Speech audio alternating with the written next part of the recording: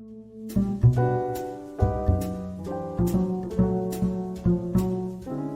everybody. Welcome back to Divided Films. This is the podcast where we talk about movies that audiences and critics don't agree on. My name is JJ, and with me, as always, is my co-host Keith. Hello! He said from 10,000 miles away. And Ricola! yeah, basically. And joining us back on the podcast today is our good friend Shannon Falon. Welcome back. Thanks, guys. Excited to be back. Yeah, glad to have you back. This movie we're talking about today, I thought you were the perfect person to discuss, so appreciate you making time to join us to discuss this movie today. So today's movie, I thought since it's the middle of football season in the fall here, it would be appropriate to talk about the 2009 drama The Blind Side, starring Sandra Bullock. This movie falls into the category of having a mixed score from critics and a positive score from audiences. So in Rotten Tomatoes, 66% of critics approved, but 85% of audience approved, so a 19% difference there. And the critics' consensus, it might strike some viewers as a little too pat, but The Blind Side has the benefit of strong source material and a strong performance from Sandra Bullock. And I think that's a pretty good consensus, because I think Sandra Bullock is definitely the star of this movie, not just literally, but she is basically the person who I think elevates this movie and makes it more appealing than it otherwise would have been. And a little too pat. I'm not really as familiar with that phrase, but I kind of get what they're talking about. This is kind of like a cheesy movie for me. It's very overly sentimental, but I appreciate what they're doing. But it's kind of interesting to talk about. They're doing things in this movie that wins over audiences, but can maybe sometimes rub critics the wrong way. It's like a very Hollywood script kind of movie. Something very much written to win awards, I think. But what do you guys think? I mean, was this movie? This is 2009. This movie comes out. So Wow.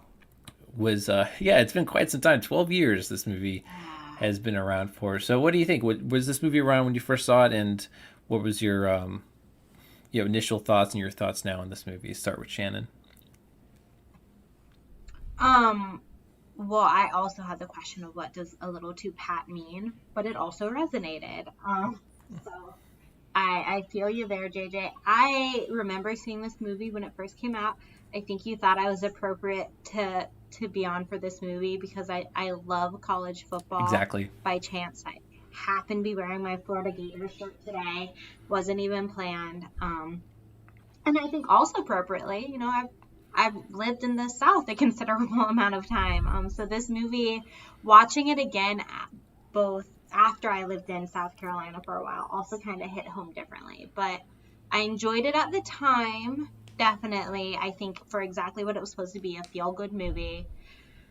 And then watching it again, I still enjoy it, but maybe not quite as much. I watch it from a different lens and a different angle now a little bit. Yeah, it's interesting how in the 12 years, like what we look for as audiences, 12 years, crazy that this movie is that old. But it's interesting that in the time of what came out, what audiences really were looking for, and then what we've kind of now have looking back in this movie, and the kind of things that we now see as different kinds of tropes that we maybe no longer appreciate or no longer want in our feel-good movies. It's interesting to see how this movie has aged and how maybe it's not as much of the movie people kind of go for anymore. But what about you, Keith? What was your initial take on this? Well, before too pat means too quick, easy or simple, and not seeming natural or realistic. Did you just Google that right now? I mean, the question had to be. It's what's on everyone's mind, because I too did not look what that. I did not know what that meant. Right. Thank you for doing that. This was my first time seeing it. Oh, really? Yeah, I mean, I knew about it. It's this isn't a movie these kind of movies I like. I've been trying for like the past couple days to like put everything I want to say into like. There's so much to say about this film in general. surprisingly. I don't really go for these kind of films, but I'm not saying that there's a market for them. I would put it like even beyond the sports drama of it all. Like this movie does come off is a bit hallmarky. Like I remember there was a movie with Chrissy Metz and Luke Cage a couple years ago where a boy fell through the ice. A Dog's Purpose. I know people like I'm not saying they're necessarily bad films, but I really don't see them because I know it's not that I'm better or worse. It's just like they're not my kind of movie. So that's probably why I didn't see it or have tried to see it since. Maybe I've seen clips of it here and there. With the research I've done of this movie, it's feel good, but I wish because it was on the caliber of like Oscar, it was nominated for Best Picture. She won for Best Actress. I wanted more authentic. Like I think "to pat" actually is kind of the phrase. It does come off like hallmarky, and knowing the story of what we know now, I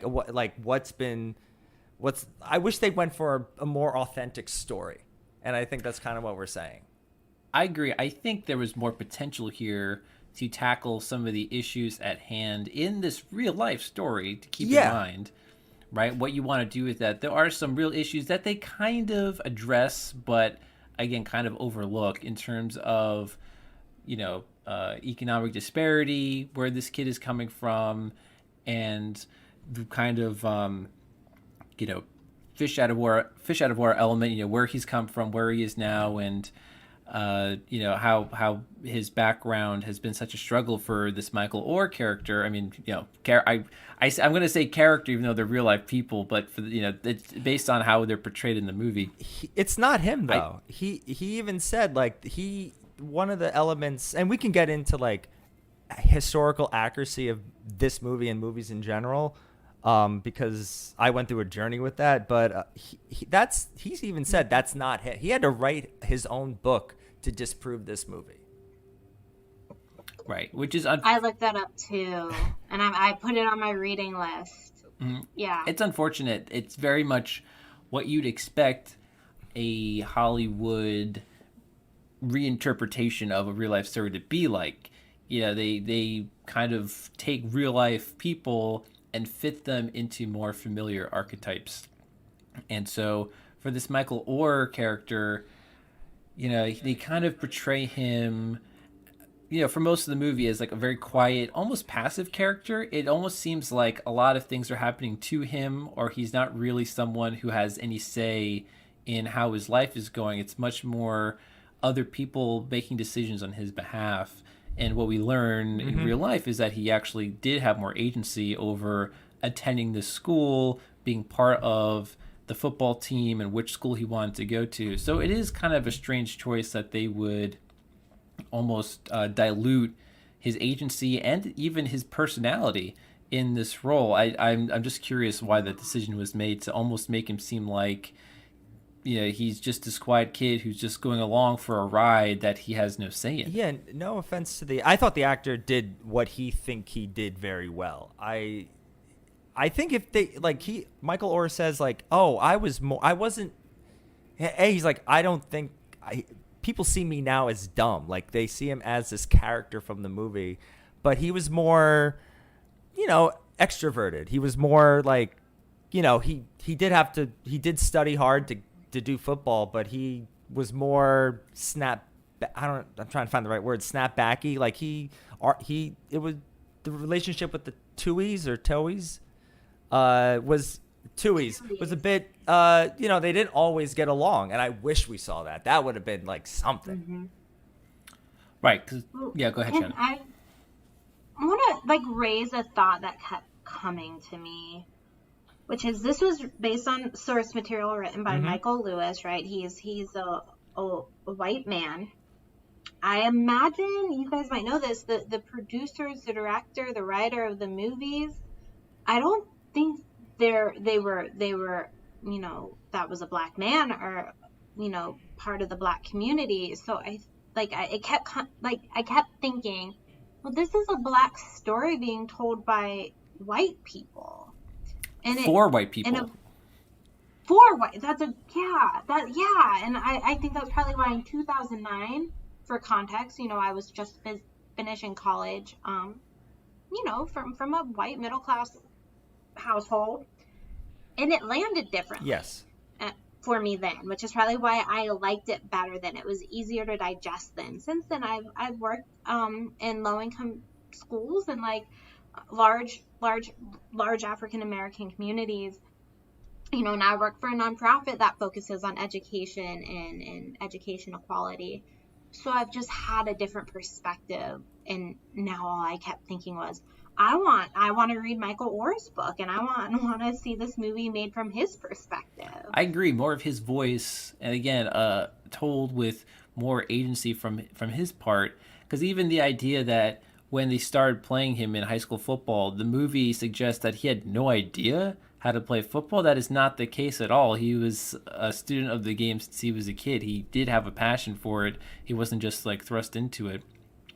But yeah, it's true how there's just a lot of cliches of the very safe movies that tackle race in this movie. Like they have the scene where Sandra Bullock goes to lunch with her racist friends who are very blatant about their racism, and of course, she has the line where she's like, "Shame on you." It's like it makes it seems like such an easy topic to handle and such an easy issue to handle from the Sandra Bullock character's perspective. I hated that scene. It's not. I hate it. I feel like it's so clean. I feel like that was added in like a reshoot because someone watched this and said, there's barely anything about race. We at least have to bring it up.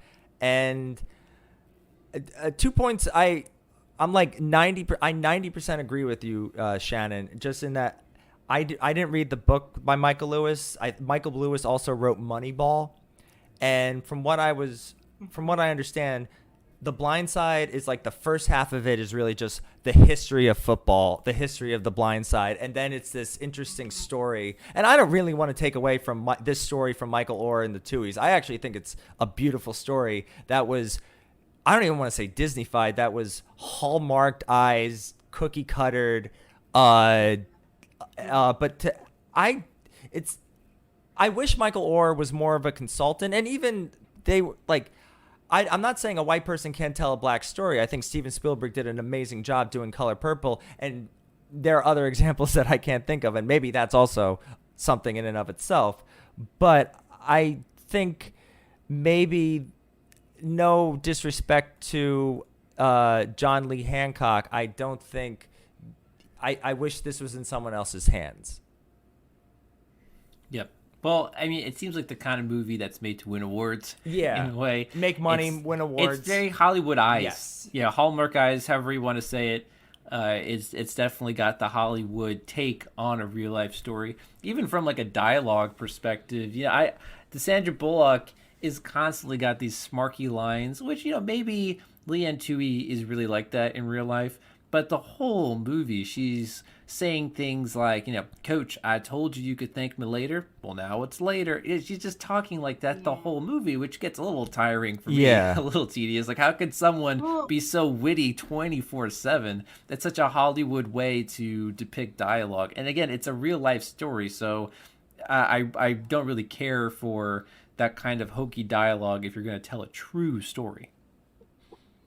I read a anecdote that Sandra Bullock wouldn't take the role until she met Leanne Tui in real life. So I wonder if she really was like that, is that larger than life, right, character. I could see her encapsulating the personality. I just think in terms of the dialogue, what was written for her is a bit, again, I feel like I've heard these lines in other movies that try to just, give the audiences a little smirk or chuckle here and there, like, what a likable character. They always have like a witty thing to shoot at somebody. I mean, as any actor should. I mean, if I'm Sandra Bullock, I would want to meet Leanne Tui if I'm going to portray her in a movie. Mm-hmm. But the original choice for this character was Julia Roberts, who turned down the role. And then, funny enough, Sandra Bullock, I was reading through Keith's research, thank you, Keith, was that Sandra Bullock thought she was doing a bad job. She thought she was not giving a good performance and considered dropping from from the movie. Am I being too hokey? And that's what like, yeah. I mean, that probably was from just reading the dialogue. But she is probably what won most audiences over is that character. And yeah, she winds up winning Best Actress at the Academy Awards. Funny enough, in the same year, she'd win the Golden Razzie for Worst Actress for a very terrible comedy called All About Steve. A very interesting year for Sandra Bullock. I think she was also in the Proposal in the same year, 2009. But anyways, I like The Proposal. that's a fun one for sure. But she's like giving basically what you want from it, a lead actress in this role. She's selling this part. She's very likable. She's, you know, again, if Leanne Tui is truly like this, I buy it. You know, she's like a very like, you know, the matriarch of a Southern family who is basically making all the decisions. You know, she puts her husband on the couch when he's bad, whatever that means.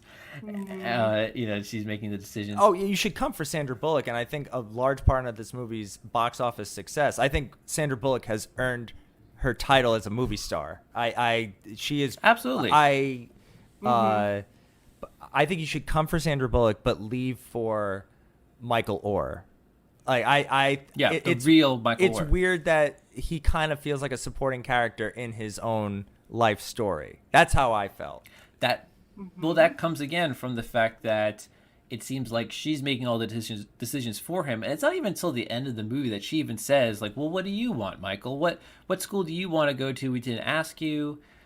And it's almost as if the screenwriter is pointing out a flaw in his own depiction of this real life story. You didn't really have any interest in the perspective of the actual person the story is about. Hey, my name's Leanne Tui. My kids go to Wingate. You said you were going to the gym? School gym's closed. Why were you going to the gym? Big Mike, why were you going to the gym? Because it's warm. Do you have any place to stay tonight? Don't you dare lie to me. Well, I don't know what the real story is. I don't know if we're going to get into it very much, but, you know, the suggestion at the end that these were wealthy boosters who loved their college teams so much that they went out and adopted a nearly fully grown man who's an excellent football player, and he just so happens to be going to their favorite school that they're boosters for. I think the real story y'all alluded to, that he was in and out with the Tuies for a little bit. It wasn't just like a bam, we're gonna like come live with us. It probably exonerates like them of this accusation, really. Like this was a building relationship over time. But I didn't leave this movie thinking, oh yeah, that's I left being like, could they have done that? Is that a thing? Have other people done that? I think that movie was it sounds terrible.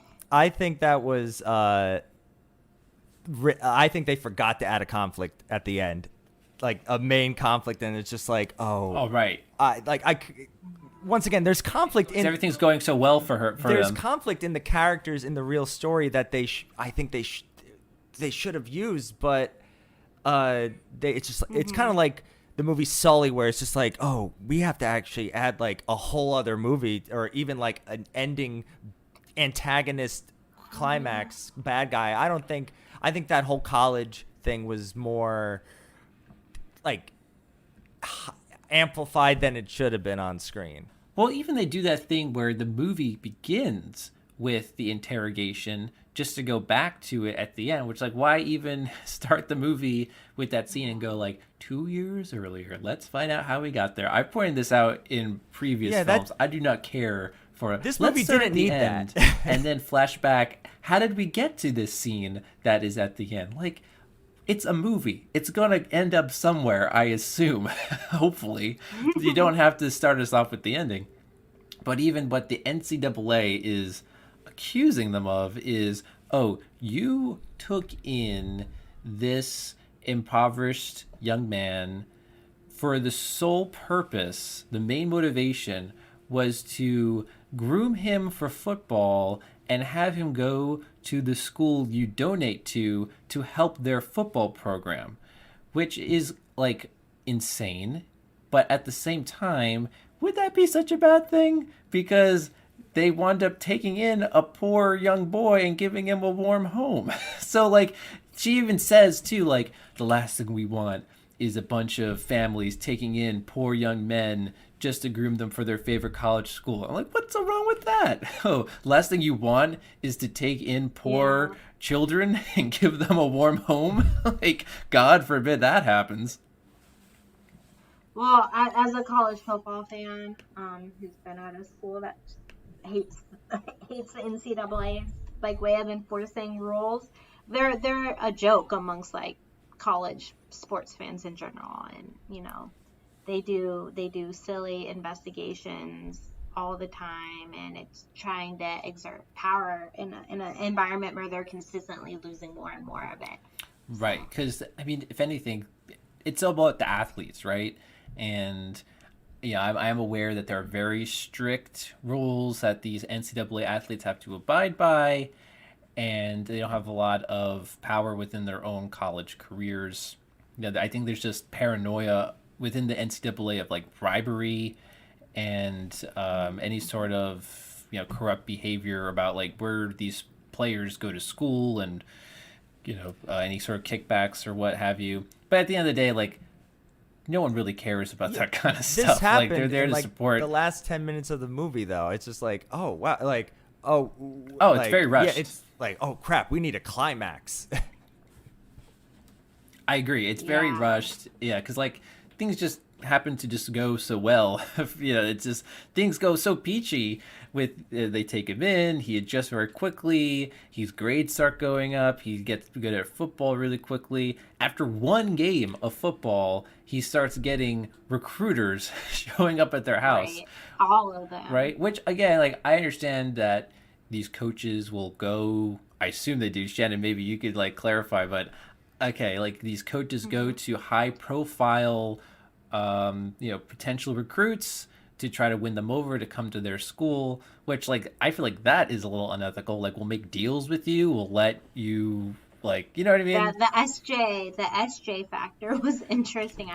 I guess they did that for real because they had the little note at the end that SJ got all of his promises. It's like, why are they catering so much to this kid who really should not have any say over what school this guy goes to? Like, what difference does that make? It just appeases the pluckiness of like, oh, hey, you get your chocolate fountain too. This movie had too many I feel like every montage I could hear the Hercules song from Zero to Hero. Like this, they have like three separate, and like I get it, but I also wish I saw more of his football career. But as you said, there's like one game, and he is a superstar. He has a Super Bowl ring, I believe. Like he is, like he does. He does. I feel like Hollywood did like. I think Moneyball came out a few years later, but they saw that one part in this book and they said, this is a movie. This is going to make a movie. And it kind of treats the audience as, you're going to like it. You're like, I don't want to say stupid, but like, it doesn't challenge the audience. It's pandering. It's pandering. It's for sure pandering. And like there's certain beats of sports dramas that they like to follow, right? Again, like we've seen other sports dramas kind of like romanticize like very serious issues before and like make it seem like they're very easy issues to address, like very like clear cut. This is a good character. This is a bad character. Like the one game that they play where you have the opposing player who's a jerk, who's like taunting the guy, and then his jerk parent who's like, saying like really offensive stuff. And so like, okay, like we'll give these these clearly jerky characters a very quick comeuppance, because that's another thing audiences love to see. Like Sandra Bullock's gonna yell at that racist parent, and then like Michael Orr is going to shove that racist player over the side there, and then we're gonna cheer him all the way doing it. It's like, again, it's like the good guys get all their rewards and the bad guys get all their comeuppance, and that's that. What else can you do? When it comes to historical accuracy, I almost like I feel like this movie was like if someone told me like this amazing story about how they met their significant other, or like, oh, I saved this person's life, and they really add in all this detail. And then I meet the person whose life they saved or their significant other. I'm like, did this actually happen? They're like, no, not in the slightest. I was kind of I was kind of like disappointed that I felt lied to. And then literally this morning I had the thought that like the next year, 2010, one of my favorite movies, I think it's a perfect film, The Social Network came out, and also The King's Speech, which won. And those movies have historical accuracies, and I'm kind of going like, why am I giving? I kind of had to be like, why am I giving those movies a pass? Especially like, you know, I know people don't like Mark Zuckerberg now, but I think Aaron Sorkin dolled up The Social Network to fit the narrative or the themes that he wanted to do. But why am I giving that a pass? As The Blind Side, I'm kind of like, I'm not going to subtract points from that kind of historical actor. It's this kind. They wanted to make this kind of movie, and I guess you kind of have to go in knowing that Michael Orr wrote a book saying this did not happen. And that's my TED Talk. Thank you for coming. But there was accuracy. It wasn't completely inaccurate. There is some like kind of like really kitschy stuff that happened that I read was true, like the car accident where he used his arm to save the kid. Right. Yeah. I mean, I definitely got a sense that happened in real life, and I would hope that's not something they would just fabricate just to create more like random drama. For me, anytime I watch a movie or show and a character takes their eyes off the road, I always like, you're gonna hit somebody. Stop taking your eyes off the road. And it usually doesn't happen. Scene before the car crash. I'll give it that. I'll give it. Like, I know. I'm like, I get it. I like it. And I think that another reason they kept that in SJ Mike relationship. I think they were cute together. Yeah, I think that's one of the reasons they kept that, or they wanted to include that part of the story in the movie, was to further establish that relationship and why this bratty little kid has so much say and sway over what school his adoptive brother goes to. But I don't know, like the whole thing with the school too.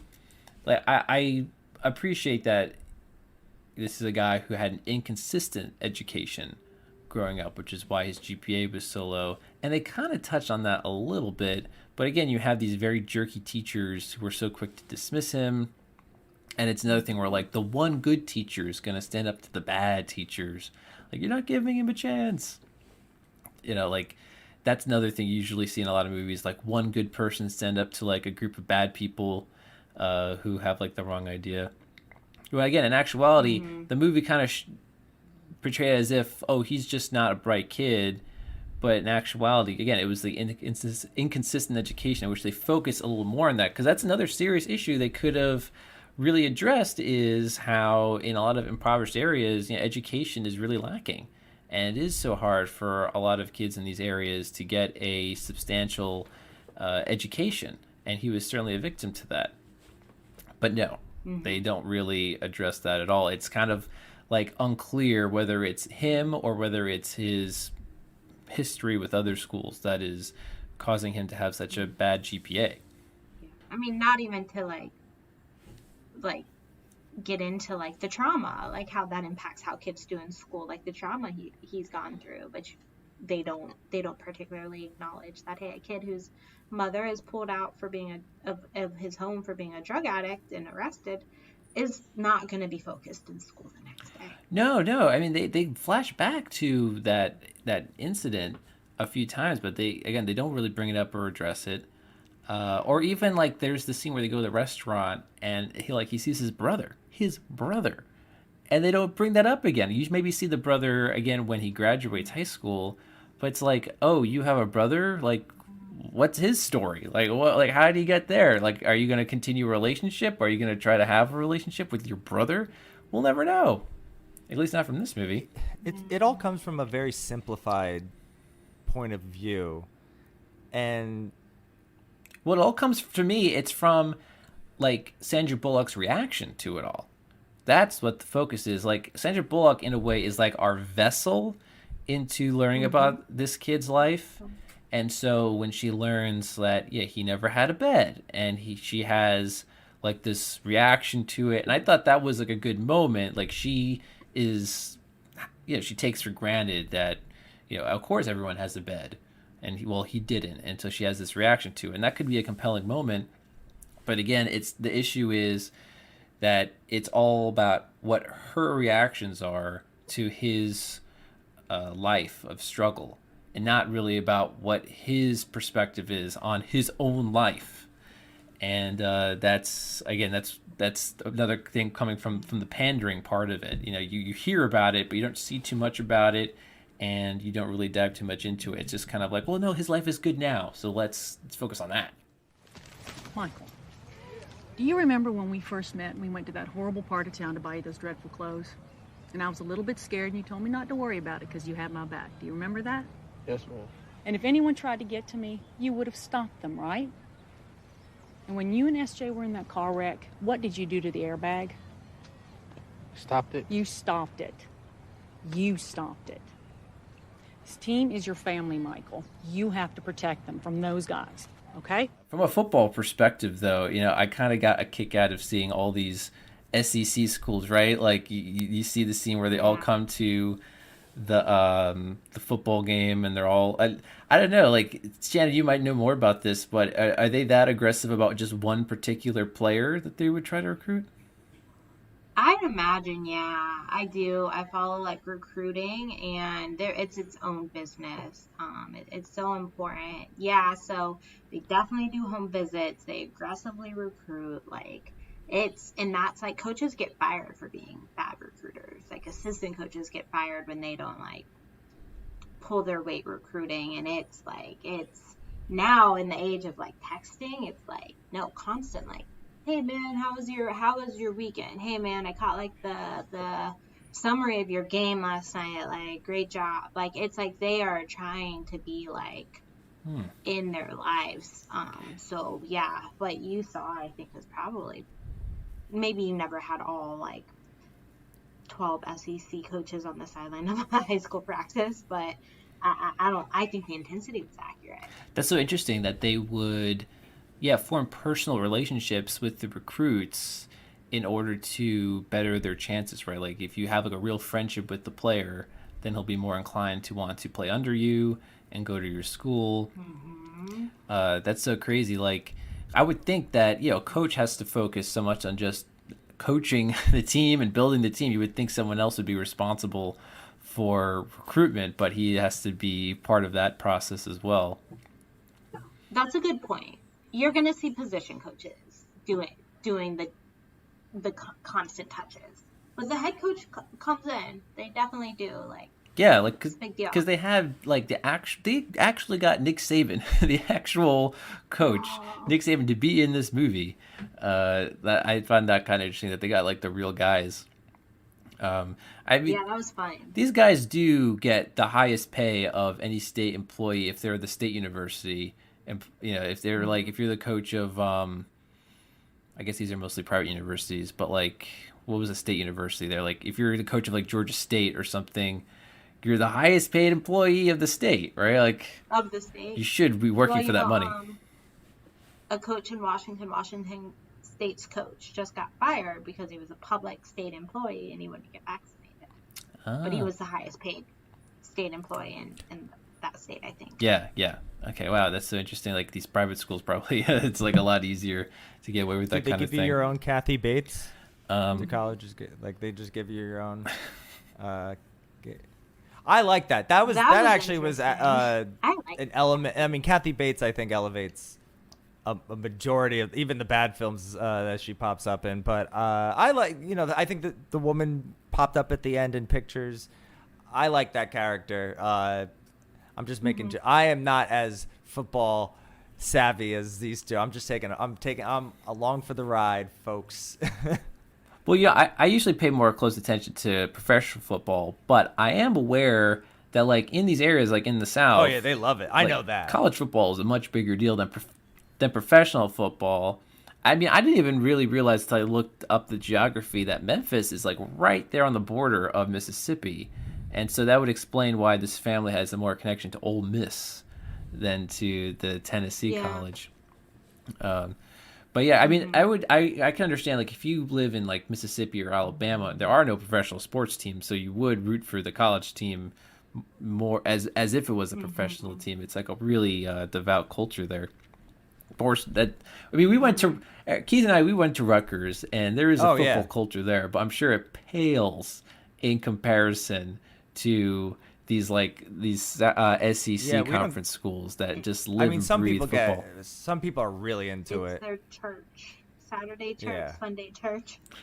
Yeah, you have your church in the morning, and you immediately gonna go out to the football game, then you tailgate and get drunk. Well, actually, technically, the college football games are on Saturday, though, right? Yeah, that's what I was saying. They're as committed to their Saturday football as they are to their Sunday church. Yeah, yeah, that's fair. That Southerners won't plan like for example, a wedding for the fall. Oh yeah, because they'll be busy. Yeah, like that's a big That makes a deal. lot You of got to get sense. married in the fall if you're like in the South. Yeah, yeah, for sure. It is like a pretty a pretty devout culture there. I do get the I mean, success of this movie a yeah, little bit it's more. Like I'm not harping on anyone that I'm right. not There's a harping on connection. anyone that likes this movie. I get it. Well, any sports movie, like in the beginning, she's explaining how football even works. Like this is the quarterback. This is da da da. Like any people like movies about sports that explain how the sport works, even if they know it so well, just because they feel like they're in on the conversation, right? And so she's explaining in the beginning this whole thing about how like that one player for the Giants, Lawrence Taylor, changed the game of football and changed her life. Even though that connection was a bit of a stretch for me, it's like, oh, because he made offensive linemen more important, then that would eventually lead to this guy Michael Orr being a highly coveted like recruit for college football. Like kind of a stretch there that one has to do with the other. Yeah. I imagine that's the tie back to the book too a little bit. Yeah, maybe they kind of reinforce that theme more in the book, but in the movie, it's almost like they forgot about it, and then at the end, they bring it back, like, oh right, like this had something to do with Lawrence Taylor and that one play from the early '90s. I Go do figure. accept any angry emails from someone who like I get why people like looking at the audience reviews of this movie. I'll say I get why people love it, and actually this is probably a great movie to watch after church, and I don't mean that in an ironic or sarcastic way. I generally like this is a fun Sunday movie. My question, and I do think people, I think Shannon, you might be one of them. Like 12 years on, I do think knowing what we know now and where we are, knowing what we know now about this story, there's a better story in there, and you kind of wish that like you can kind of see like you could show them you're like, hey, maybe they should have used these aspects of the story, and it would have.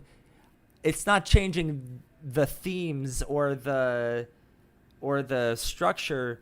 Maybe I would have liked to see more football at his NFL career, but I think you could have. I don't know. I feel like those people could be convinced, or they could see, like, oh yeah, maybe like it could be Hosers or even Remember the Titans. I'm also kind of saying, like, I think Remember the Titans, I might have to rewatch again just to see how I feel about it or how it handles those issues. Well, there's like this weird conception that sports in a lot of sports movies, it's like the sport is a metaphor for life, and so it's like it kind of always has to tie back into something like that. So again, maybe if you saw more of the football career of Michael Orr, you kind of could see about how his position as an offensive lineman played into his protective instincts, because apparently he scored very high in protective instincts on whatever test, which like what even is That that? was like a real test they were talking about. like, which seemed so random to me. But what kind of category? It was a career aptitude test. What kind of category? So, You get tested for like math skills. You get tested for like real testable things. And what kind of percentile is for protective instincts? How do you assess that? Well, girl, I don't know. I don't know how you would assess that. But I do, like, I looked into it, and I think it was because it was like career aptitude when they say like, oh, like you like talking to people, you should go into something where you talk to people a lot. Like, one of the other categories was spatial awareness that he did a bad job on. So I guess they were saying, like, go into... I don't know what kind of job they were going to say you should go into, though, when you test 98%. A bodyguard. He was a security guard. That's a fun fact I learned about this. The actor was a security guard, and if he didn't get the part, he's like, hey, I could be a security guard on set. I actually, like... And I'm not saying Michael Orr should have been a security guard. Is this the IB and what is it called? Myers-Briggs? Is that it? Or I also have never taken that. Oh, Myers-Briggs. If you're like a IBG, I don't even know what the letters are, but like an IPGJ or something. I've never taken that, so yeah. Maybe. I have no idea, but I can say part of my job now is like I actually assess how schools do on all their academic aptitude tests, and I look at Memphis a lot, and this is not a test there now that I see. Yeah. So I have no idea what this test was. Right. I'm curious. It seemed to be like one category that was tailor-made for him to be good at something, like protective instincts. I never heard of that as a test category. And they just hammered it home. I got that was. They said it several times. A little tiring, yeah. But again, I could see if they focused more on his football career. Maybe you can have the parallel of how he's protected with his brother and his adoptive family, and also how he's protected with the quarterback. And again, he has that instinct, and just tying back, sports metaphor for real life values that audiences like to see could be a little more fleshed out in here. That was like a potential for that I'm actually surprised the more I think about it, they didn't take advantage of. Do you feel like I feel like they like spoon-fed that to us too much. Well, it was spoken. It wasn't shown. That's SJ. Yes. Yeah, there. I think the artistic way to discuss this. Yeah, there you go. It's like, you can agree. It was something that was spoken a lot. It's like one of those things where if enough characters say it, then we'll believe it. But it's more convincing to see it play out. So we saw it in the car accident. He puts out the arm, saves the kid. Mm-hmm. We see one game of football that he becomes protective of the quarterback, but we see that more in different ways, how he's challenged in different ways as a football player in addition to how he's challenged in his everyday life. That to me is more compelling. But I did the football scene where he excels finally and shoves the guy all the way out of the stadium. It was because he got protective of his coach, because the coach was finally defending him, and maybe I felt that was a little bit more subtle. I think I like that scene. That was good that the coach was stepping in for him and everything, but it had to come at the cost of having just a one-dimensional referee guy who was just a jerk too. I threw a flag for excessive blocking. I don't know. I just wanted to throw a flag on this guy. You kind of have to. That to me is also a lazy writing thing. In order to flesh out one character, you have to throw in just some sort of unrealistic jerk who comes in to create an artificial conflict to help out the main characters, right? It's a little too simplified there. Because the coach too, in the beginning, he's very adamant, we should get this kid in school. It's the Christian thing to do, da-da-da. But then he kind of goes back and forth. He was a little inconsistent. Then he is quick to be frustrated with the student on the first day of practice. He's doing horrible. He needs a lot of improvement. He just started. Yeah, he kind of... I wasn't sure what they were trying to set up there with the coach. Okay, here's what we got. Dead ball foul. Now what? Was he holding? No. Did he hit after the whistle? I don't believe so. Then what was the fight for? I don't know. Excessive blocking. You're kidding me. Sorry, Coach. I stopped when I heard the whistle. Where were you taking him, Mike? To the bus. It was time for him to go home. Now, I have one last question, and I think that might help determine my final tally on this movie. And if it's irrelevant, it's irrelevant, but was Sandra Bullock's win more of you are an all-time actress, you've been in this business for 30 years, here's your Oscar win? Good question. Let me really quickly, this will just take a second. I know who was nominated. Look up. Who else? It was Helen Well, Mirren then tell us. for The Last Station. That's the Leo Tolstoy with Christopher Plummer. I know. I haven't seen it or heard of it either. Carey Mulligan's introduction with An Education. Gabourey Sidibe for Precious, based on the novel Push by Precious. Sapphire. And, of course, Meryl Streep's 98th nomination for Julie and Julia. So it was... Oh my god. Yeah, I would say Like a big appeal. in hindsight, I think Precious has gone... I'm looking at that movie as like... I think maybe she should have won. I think that's a more powerful movie and has gone better in value over time. And I once again, I want to state, Sandra Bullock is a movie star. Like she's great. She's great at action. She's great at comedy. She's great at both.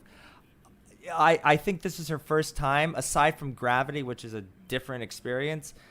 Her dramas never really hit.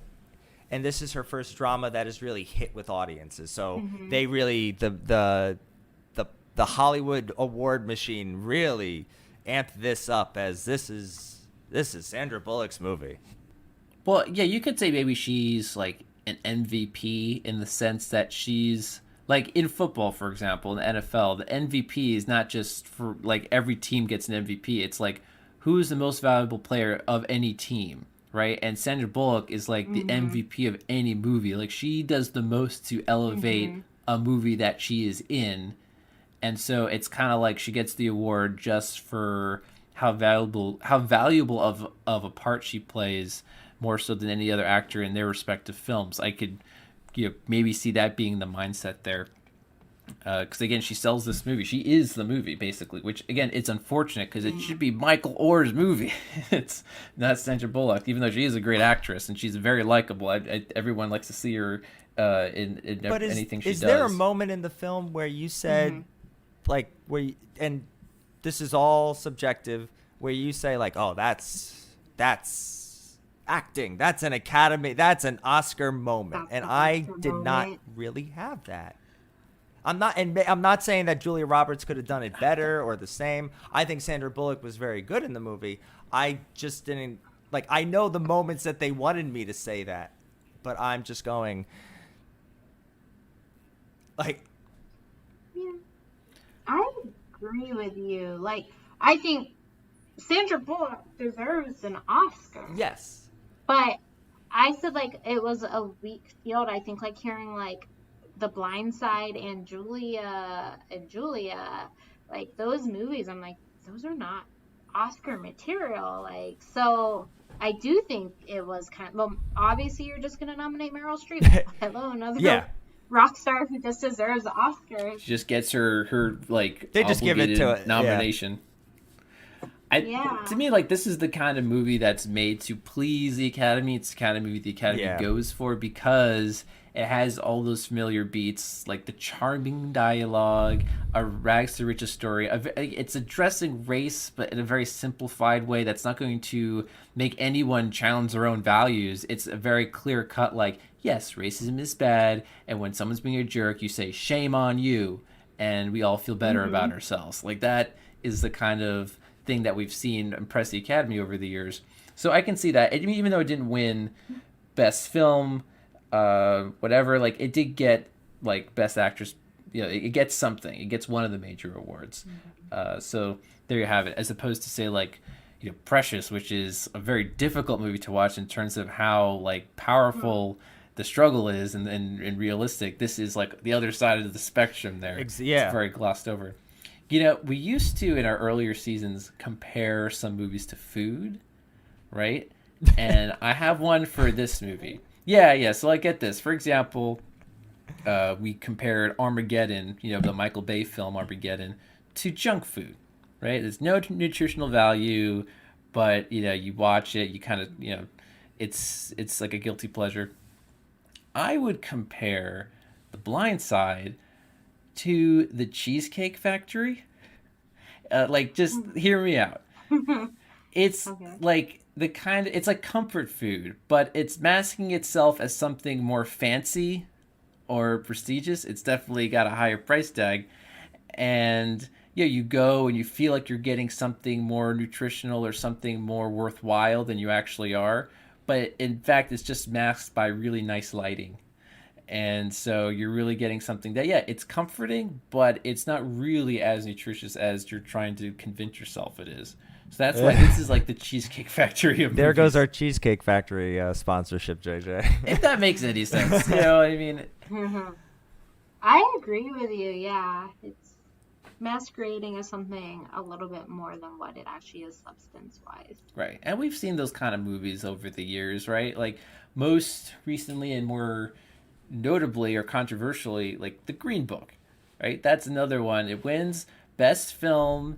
It wins at the Academy, but by the time it was released, we had become more savvy to the sort of, whitewashing, appropriately enough, of this issue of race as if it's some sort of like clear-cut issue or even a bygone issue that doesn't really make audiences challenge their own morality.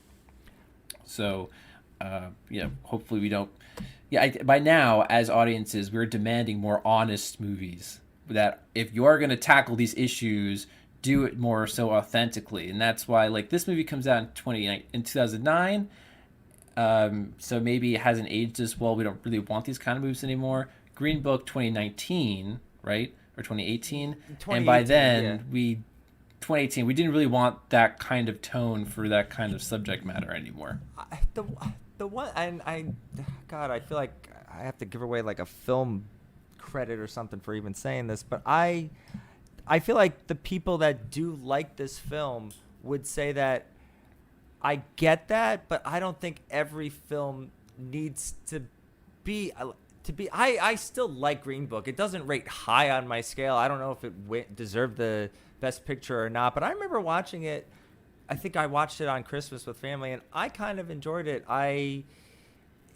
It was a movie I expected out of Peter Farrelly, based on this true story, and it kind of went there. And this isn't a referendum on Green Book, and but I feel like that audience would say that not every movie needs to be challenging. Sometimes we do like to go to the Cheesecake Factory or Applebee's, and to that's fine, but don't think you're getting anything else. I would.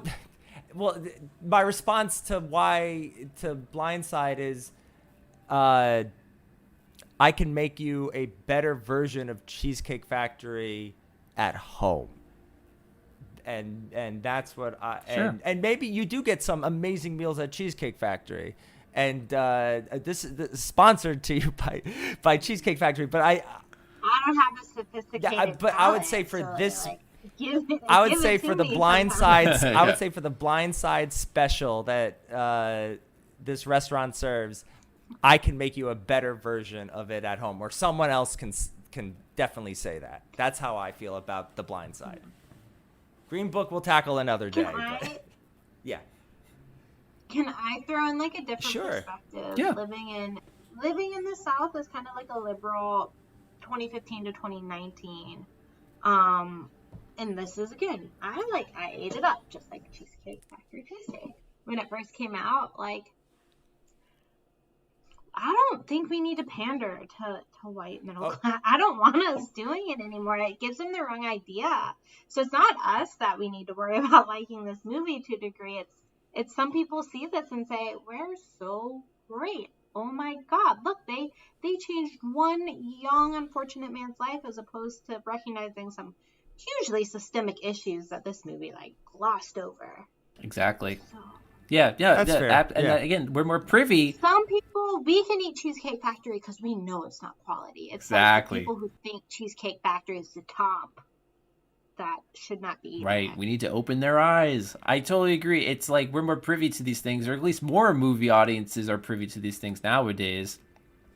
And you know, like, again, like, yeah, not every movie has to be a challenging thing, but if you're going to have a movie that race is an element of, Yes. then you kind of have to be a little more nuanced. You shouldn't be like a Cheesecake Factory if race is an ingredient. And you kind of And, had that. you You kind of had that with the original story, or you could have done that, and that's why I'm Yeah. so like flustered by this movie. Yeah, no, I agree. It's at the end of the day, I feel like there's wasted potential to tell, to address the issues in a more compelling way that would open people's eyes more, because it is an inspiring story. People like the inspirational aspect of it. I think even more so than Sandra Bullock, that's probably the most compelling and appealing part of the movie. But it's more. I think it would be more worthwhile if you do see more of the struggles along the way, and you see more of the actual process that took part. Because I also feel like the truth is always the most interesting way to tell. Like the truth is more interesting than fiction, or whatever the expression is, right? Like, stick to the truth. Truth is stranger than fiction. Yeah, that's it's strange, but at the end of the day, when in doubt, stick to the truth. Because Brought to you by Cheesecake Factory. I feel like you can't go wrong. Cheesecake Factory, it's a factory of lies. Well, Leanne and I, we'd like to become your legal guardians. What's that mean?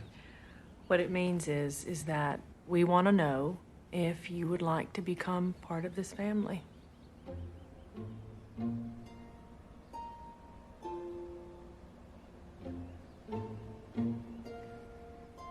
Kind of thought I already was. Okay, so The Blind Side. This is like an interesting retrospective, 12 years later. So let's see what our final takes will be now, in our final assessment in this kind of like 12-year retrospective review. So Shannon, start us off. What would be your like percentage score and final take on The Blind Side? Sure. So if I could summarize it, what I liked about it was the parts with the family where you actually saw them kind of bonding, spending some time together. Because I think that was true. That really what actually happened, like the bonding between the kids, etc. I like the college football stuff. And then what didn't hit as well for me this time around would be like the representation of like where Michael came from, before he met the Tuohys and his story. So whereas it was probably like in the 80% range when I first saw it, I'm probably at like a 70 right now. I still like it. Maybe 65. Okay, let's say 65. Yeah, I get what you're saying. I think, I don't know if you ever saw the show The Wire, but I feel like they kind of do like a cheaper version of that in their depiction of like this bad neighborhood is where Michael's coming from. This project and everything. It's very predictable the way they depict that. So I didn't care. It did punch me in the gut when they showed the one kid that they kind of had throughout, like whenever they had a project scene. And then at the end they showed that he was killed. Yeah, no, that was effective. But if they maybe like had a little more interest in that character, I would have cared more. Mm-hmm. It was just kind of like, oh yeah, that kid that we just maybe had a few shots of, then like he was killed, and I'm like, oh, I don't even know how to feel about that because you kind of blindsided me with that sort of thing, right? So I think that was like, could have used a little more focus there if they wanted to have that be more effective. So 65 for Shannon. What about you, Keith? I said in the beginning of this podcast, of this episode, that I usually don't watch these kind of movies because I know how I'm going to feel about them. And I do, I think, Shannon, I see that like the stuff that you listed as why you like it or is why I like. I get it, and I think we kind of dissected why I didn't. I mean, with everything that we know, I like. There's one thing to be like, oh, this is how I expect the movie. This is what the movie I wanted. That's why I didn't like it. And it's not like that. It's more like you had all this. I know there's a more powerful story in there, and if they went that route, then the blind side would be hailed as like it would definitely earn its place in one of the top 10 best sport movies.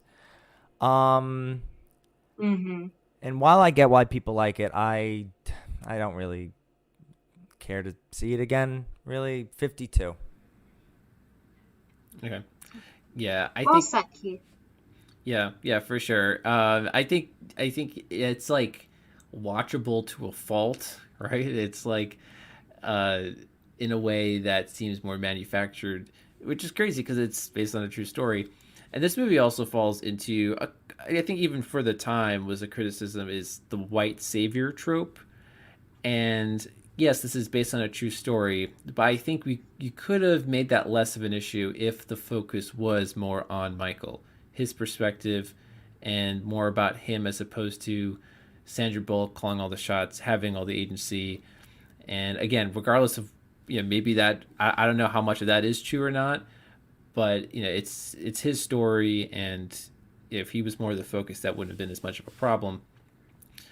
So I'm like, I think I'm like a 60% on this. Like, it passes for me just barely, but again, just for the fact that it's watchable, it's very it's disappointing that they could have done so much more and they didn't. They took the safe way, and that's a shame.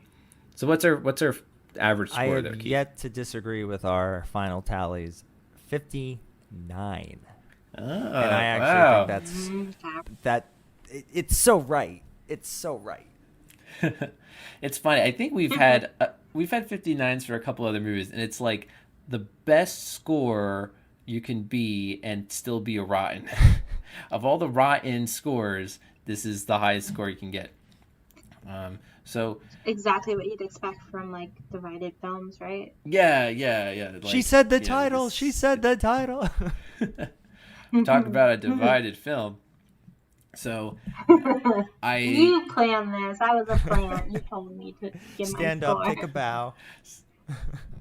Yeah. Audience goes wild. So I officially decree that on The Blind Side, we are siding with the critics. So thank you, Shannon, for joining us during this football season movie. I feel like, if anything, this movie is like at least good for the fall season. I don't know. That's like one merit for it. It is. You're right. But there's so many other interesting football movies too to check out if you can't get enough of actual football. But yeah, thanks again, Shannon, for joining us, and I hope everyone enjoys their fall, and keep an eye out for more divided films in the future. Thanks a lot. Bye.